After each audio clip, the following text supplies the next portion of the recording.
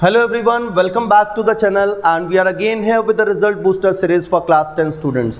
आप लोगों ने देखा प्रीवियस वीडियो के अंदर हम लोगों ने द कलरफुल वर्ल्ड के बारे में स्टडी किया. Human I and colourful world, human I is not in the syllabus, तो हमने बात की सिर्फ और सिर्फ कलरफुल वर्ल्ड की. अब आप देखिए लास्ट वीडियो के अंदर हम लोगों ने बात की थी मल्टीपल चॉइस क्वेश्चंस की और आज हम बात करेंगे assertion and reason type questions. तो आप जानते हैं इन क्वेश्चंस को बहुत ध्यान से पढ़ना पड़ता है क्योंकि जरा सी गलती और क्वेश्चन गलत हो जाता है. So let us start with question number 1. तो आप देखिए इसके अंदर rainbow is the example of dispersion of light.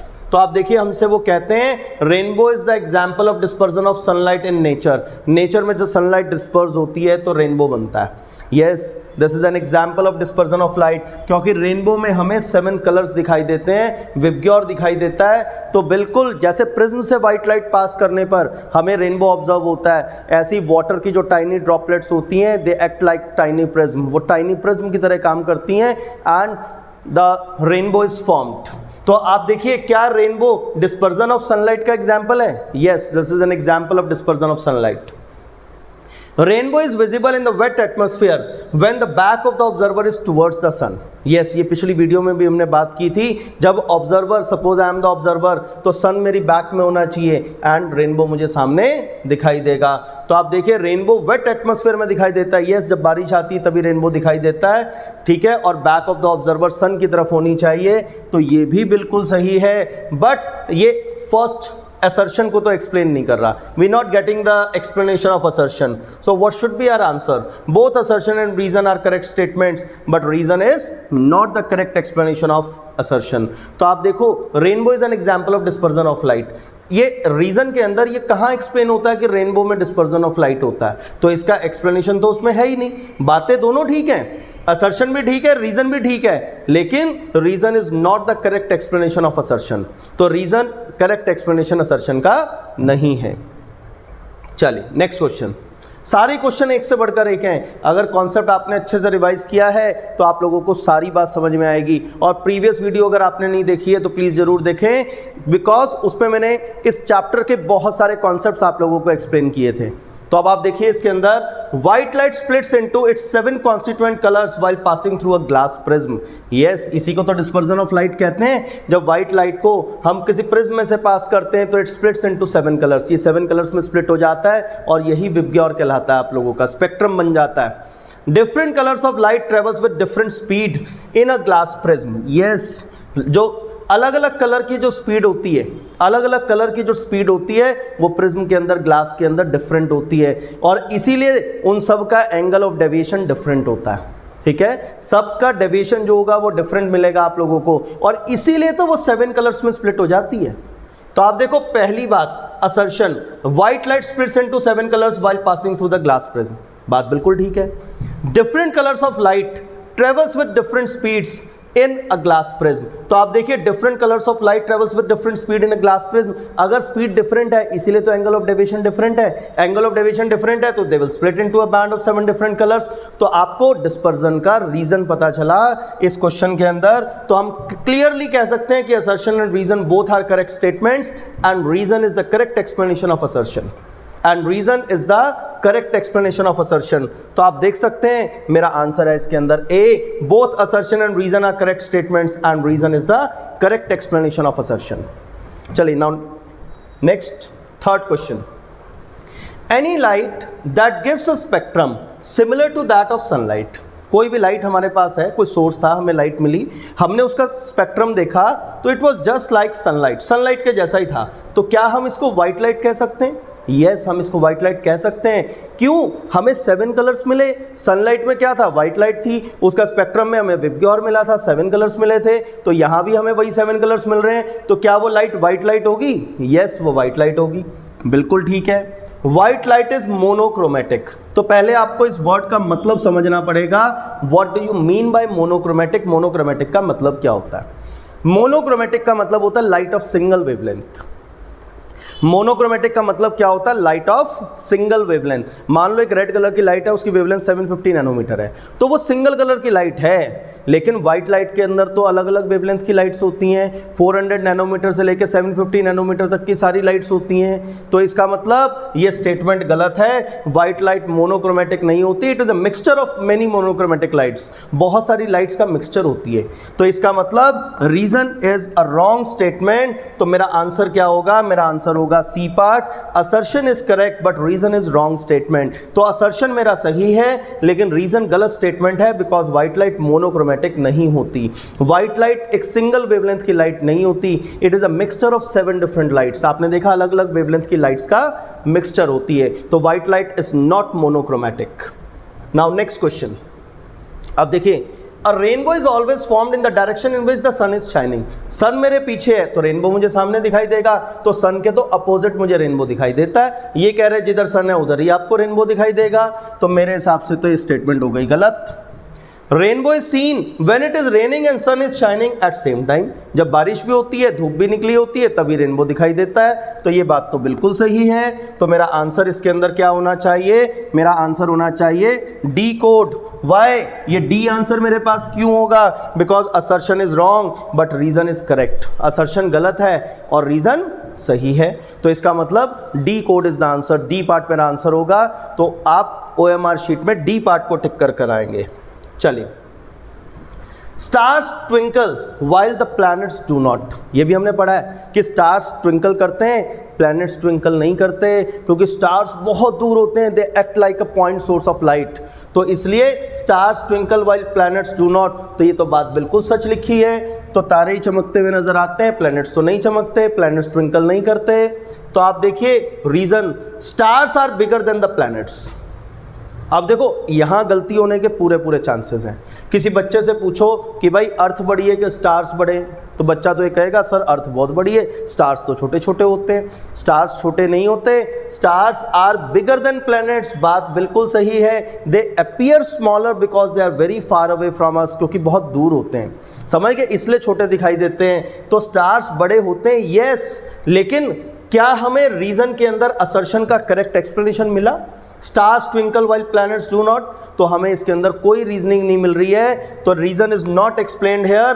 तो मेरा आंसर होना चाहिए B, the assertion and reason both are correct statements but reason is not the correct explanation of assertion. ठीक है, तो एक करेक्ट एक्सप्लेनेशन नहीं है।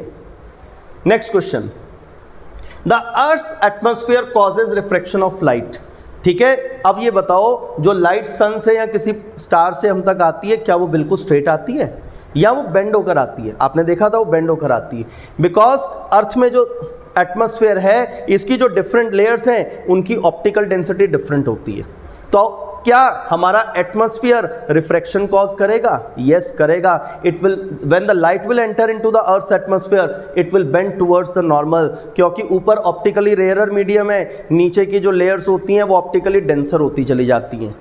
तो आप देखिए, the earth's atmosphere causes refraction of light, yes, because earth की जो डिफरेंट लेयर्स हैं उनकी ऑप्टिकल डेंसिटी डिफरेंट होती है। तो असर्शन तो हो गया सही। Different layers of air have different optical density, yes, यही तो रीजन अभी हमने एक्सप्लेन किया। तो आप देखो असर्शन भी सही है, रीजन भी सही है, और मुझे रीजन के अंदर असर्शन का करेक्ट एक्सप्लेनेशन भी पता चलता है कि अर्थ का एटमॉस्फेयर रिफ्रैक्शन क्यों कॉज करता है। तो you have got the reason also. तो आप देखिए आपका आंसर क्या होना चाहिए? B part. Both assertion and reason are correct statements but reason is not the correct explanation of assertion. तो आपके पास बी पार्ट आंसर हो गया, दोनों सही हैं। No, this is not B, this is A, because reason is the correct explanation of assertion, क्योंकि हमें assertion भी सही है, रीजन भी सही है। ठीक है, डिफरेंट लेयर्स अर्थ की ऑप्टिकल, जो अर्थ का एटमॉस्फेयर है उसकी लेयर्स डिफरेंट ऑप्टिकल डेंसिटी की होती हैं, इसीलिए रिफ्रैक्शन कॉज करती हैं। तो यहाँ पे क्लियरली रीजन जो है वो असर्शन को एक्सप्लेन करता है। तो मेरा आंसर होगा ए। अब देखो जैसे गलती हो गई तो गलती आपसे भी हो सकती है, और OMR पे गलती सुधारने का बहुत मुश्किल काम है, समझ गए? तो इसलिए be careful while writing your answer. ठीक है जी, और बहुत केयरफुली आप लोगों को सारी इंस्ट्रक्शंस को रीड करना है OMR फिल करते हुए। चलिए, now next question, question number 7। The apparent positions of star is slightly different from its actual position. वो कहते हैं स्टार की एक्चुअल पोजीशन और अपरेंट पोजीशन क्या दोनों डिफरेंट होती हैं? यस, हमने देखा, डायग्राम भी बना हुआ था बुक में कि स्टार की एक्चुअल पोजीशन कुछ और है, दिखता कहीं और है, तो इसका मतलब the apparent position of star is slightly different from its actual position. तो ये तो बात बिल्कुल सही है। The atmosphere bend star light towards the normal. Yes, जब स्टार की लाइट आएगी तो it will bend towards normal, इसीलिए स्टार हमें कहीं और दिखाई देगा, यानी कि रीजन भी सही है और मुझे करेक्ट एक्सप्लेनेशन भी मिल गया। तो मेरा आंसर हो गया A. Both assertion and reason are correct statements and reason is correct explanation of assertion. तो it is correct. A part answer हो गया, दोनों सही हैं और रीजन असर्शन को करेक्टली एक्सप्लेन भी करता है। चलिए next question. The sun is visible to us about 2 minutes before actual sunrise and 2 minutes after actual sunset. ये तो हम पिछले लेक्चर में भी डिस्कस कर चुके हैं, लास्ट वीडियो में। तो तब आप देखिए सनराइज से 2 मिनट पहले दिखाई देता है, सनसेट के 2 मिनट बाद तक दिखाई देता है, तो यही इसमें लिखा है। तो आप देखिए एक्चुअल सनराइज से 2 मिनट पहले सन दिखाई देगा, यस। सनसेट के 2 मिनट के बाद तक दिखाई देगा, बिल्कुल ठीक है। Earth atmosphere does not cause scattering of light. ये क्या बात लिख दी? बिल्कुल गलत, ये तो हो ही नहीं सकता। अर्थ का एटमॉस्फेयर लाइट को स्कैटर नहीं करता, इस बात को हम कैसे एक्सेप्ट कर लें? ये तो स्कैटरिंग ऑफ लाइट से हमने कितने सारे फिनोमेना एक्सप्लेन किए हैं। तो इसका मतलब what should be my answer? My answer is C part, assertion correct है और रीजन रॉन्ग है। चलिए now next question, question number 9। The phenomenon of scattering of light by the colloidal particles gives rise to Tyndall effect. Yes, scattering of light by the colloidal particles is known as Tyndall effect. क्या होता है Tyndall effect? जब white light किसी colloidal solution से पास करते हैं। देखिए आपने क्या किया, मिक्सचर्स पढ़े थे आपने, होमोजेनस मिक्सचर्स, हेट्रोजेनस मिक्सचर्स पढ़े, केमिस्ट्री के अंदर पढ़े होंगे कहीं 9th क्लास में। तो आप देखो ट्रू सॉल्यूशंस भी होते हैं आपके पास कोलॉइड्स होते हैं, आपके पास सस्पेंशन होते हैं। अब कोलॉइड्स दिखते सॉल्यूशन के जैसे हैं, they appear to be homogeneous but they are heterogeneous. तो ट्रू सॉल्यूशन और कोलॉइड में डिस्टिंक्शन करने के लिए हम टिंडल इफेक्ट का यूज करते हैं। हम एक बीम ऑफ लाइट पास करेंगे तो सॉल्यूशन के अंदर से तो it will pass through, but colloidal particles थोड़े बड़े होते हैं, वो लाइट को स्कैटर करते हैं। इस वजह से the path of the light will become visible, और जब लाइट का पाथ आपको विजिबल हो जाएगा, this is called as scattering of light. तो आप देखिए क्या स्कैटरिंग ऑफ लाइट ही टिंडल इफेक्ट कॉज करता है? यस, बिल्कुल सही है। Tyndall effect can also be observed in a canopy of trees. Yes, जहां पे बहुत डेंस फॉरेस्ट होते हैं, वहां थोड़ा सा हिस्से में से जहां से कहीं सनलाइट एंटर करती है तो वो कैनोपी से सनलाइट एंटर कर रही है, the path of the light will be visible. इसको आप ऑब्जर्व कर सकते हैं किसी डार्क रूम के अंदर, विंडो से अगर कहीं होल से, अगर छोटे से होल से अगर सनलाइट एंटर कर रही है तो आपको डस्ट पार्टिकल्स उड़ते हुए नजर आते हैं, आपको the path of the light becomes visible. समझ गए? तो ये भी क्या, ये भी हमारे पास टिंडल इफेक्ट का एग्जाम्पल है। तो क्या सेकंड स्टेटमेंट सही है? बिल्कुल सही है।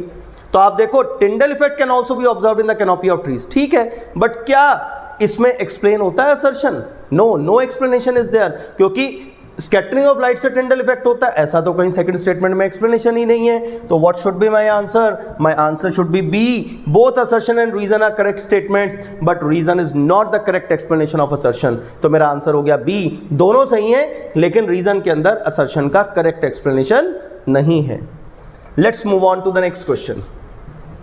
ये तो हम कई बार डिस्कस कर चुके हैं, danger signals are made red, बिल्कुल ठीक है। Red colour is least scattered by the atmosphere due to its longest wavelength, बिल्कुल सही बात। रेड कलर की स्कैटरिंग नहीं होती, इट इज लीस्ट स्कैटर्ड, इसीलिए बहुत दूर से आपको रेड कलर का सिग्नल दिखाई देता है। तो जितने डेंजर सिग्नल्स होते हैं they are made red, why? Because red colour is least scattered, ठीक है। इसकी स्कैटरिंग सबसे कम होती है because of its longest wavelength. Yes, इसकी लॉन्गेस्ट वेवलेंथ भी होती है, तो लॉन्गेस्ट वेवलेंथ के कारण ही इसकी स्कैटरिंग लीस्ट होती है इन द एटमॉस्फेयर। तो आप देखिए क्या इसीलिए हम डेंजर सिग्नल रेड बनाते हैं? बिल्कुल सही है। तो इसका मतलब both assertion and reason are correct statements and reason is the correct explanation of assertion. तो ये करेक्ट एक्सप्लेनेशन भी है। तो आप देखिए, आप लोगों ने देखा जितने असर्शन रीजंस की हमें प्रैक्टिस चाहिए थी तो खूब सारे असर्शन रीजंस हमने आपको करा दिए हैं। अब मेन आपको क्या करना है, सबसे इंपॉर्टेंट चीज जो आपके सामने आती है वो सिर्फ और सिर्फ एक काम आपको करना है कि आपको सारी की सारी वीडियोस में जितने क्वेश्चंस मैंने कराए हैं सारे के सारे क्वेश्चंस आपको करने हैं, ठीक है। And share it with your friends also, इस वीडियो को अपने फ्रेंड्स के साथ शेयर भी करें so that all must get the benefit of this, सबको इसका बेनिफिट मिलना चाहिए, ठीक है। और कमेंट करके अपने व्यूज जरूर दें कि क्या ये सभी वीडियोस आप लोगों के लिए हेल्पफुल थी?